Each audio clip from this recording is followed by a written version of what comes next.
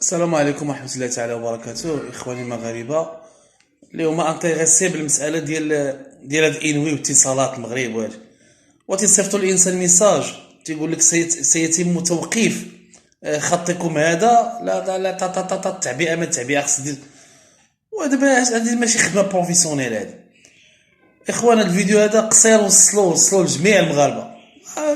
واش حنا نهار الاول درنا كونطرا بالاسم ديالك، باليدونتيتي، الهويه ديالك، لاكارت ناسيونال، البطاقه الوطنيه، وخلصنا ديك 30 درهم وايكاليزي في المقاطعه، وتجي انت تقول لي غنحيد لك الخط ديالك حيت ما دير التعبئه. اش الخدمه اللي الهابطه، الخدمه ديال الويل؟ طيب ماشي خدمه هذه.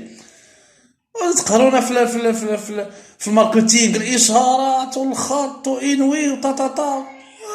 هذا ماشي خدمه هذه. عاودوا النظر في هذا الشيء، راكم تتشوهوا بالبلاد، تتشوهوا بينا. حيد البنادم لاكارت سيدي، قولها له في الاول، ديرها له عارضه في الكونطرا اللي غادي يجي يسيني معاك، عارضه بالبوند، عارضه كبيره في الاول. قول له راه الا ما درتيش واحد 6 شهور ولا واحد 4 شهور غنحيد لك الخط. مهما ايكاليزيتي، ما معنى ايكاليزيها؟ ما معنى؟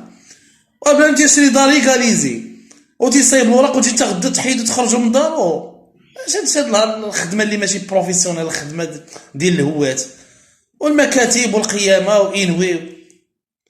الاخوان المغاربه، وصلوا هذا الفيديو هذا باش تعمل فائده على كل شيء. السلام عليكم ورحمه الله تعالى وبركاته.